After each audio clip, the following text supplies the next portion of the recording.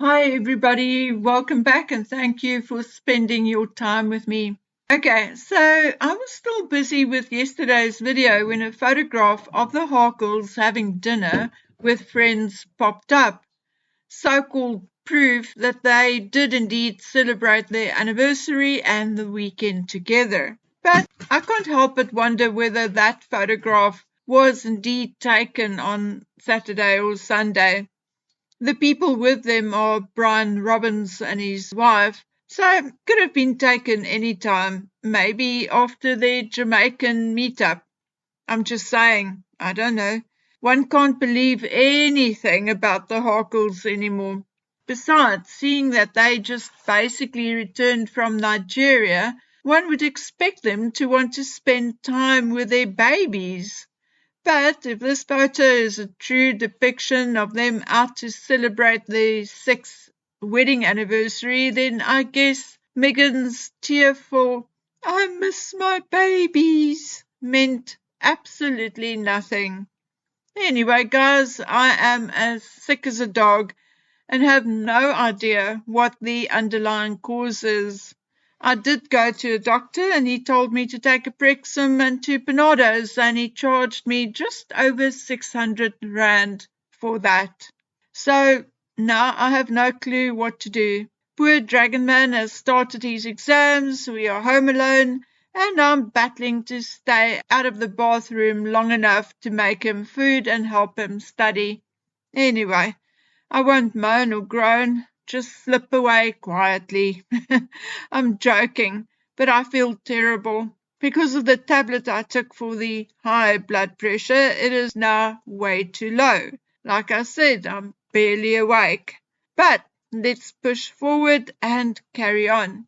A subscriber, let's call her Irish Ivy, put me onto this, and it's so interesting that I thought I have to share it with you. You see, Harry was not the first Duke of Sussex.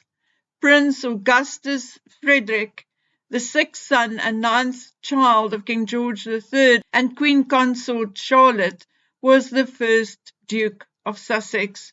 He was also the only surviving son of King George and Queen Consort Charlotte who did not pursue an army or navy career. Augustus, like was the norm for royal children at the time, was tutored at home until he was sent to the University of Göttingen in Germany in 1786. While travelling in Italy, the prince met Lady Augusta Murray, the second daughter of the Earl of Dunmore. The couple secretly married in Rome on April the 4th, 1793. The royal family got sniff that something was wrong and sent Minister of Hanover Affairs Ernst Zumünster to Italy to escort Prince Augustus back to England. The couple, however, married again, without revealing their full identities, at St. George's, Hanover Square in Westminster on the 5th of December 1793.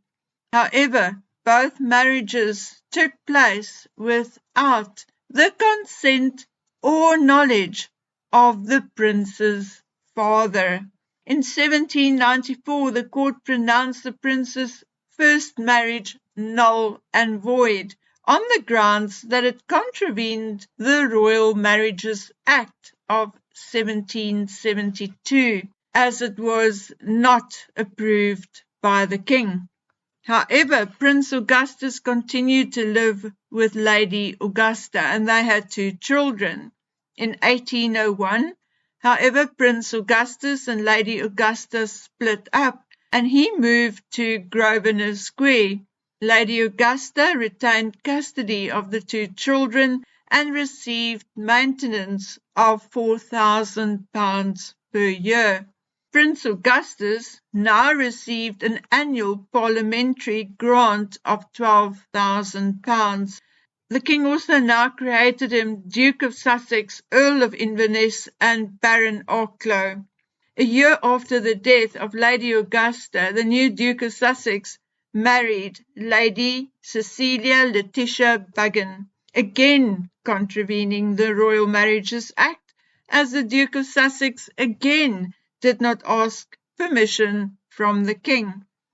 Lady Cecilia was the widow of Sir George Buggin. Because the marriage was again not recognised, she could not be called Duchess of Sussex. However, in 1840, Queen Victoria, who liked Lady Cecilia, created her Duchess of Inverness in her own right. The Duke of Sussex was the favourite uncle of Queen Victoria, and he even gave her away at her wedding to Prince Albert. Prince Augustus, the Duke of Sussex, was known for his liberal views. When he died in 1843, his will specified that he was not to have a state funeral and was accordingly buried at Kensal Green Cemetery in front of the main chapel.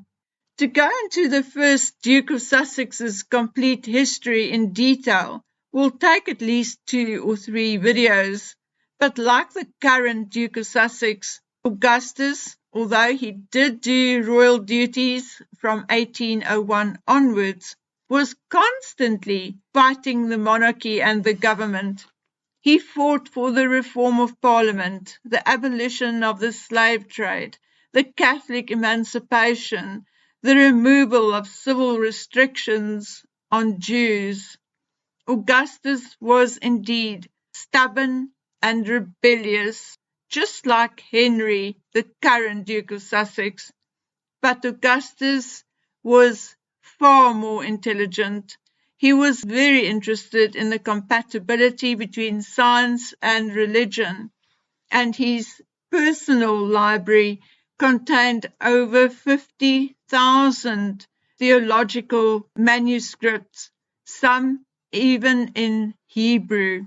Well, maybe like his predecessor, Harry should also find a hobby other than making and or raising money. I doubt Harry will learn much from religious manuscripts written in Hebrew, but I'm sure there is something out there which could stand him in good stead, other than ayahuasca, magic mushrooms, and the weed.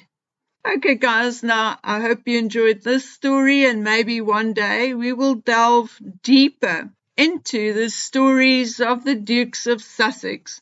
So, my friends, until we meet again, please take good care of yourselves. Bye.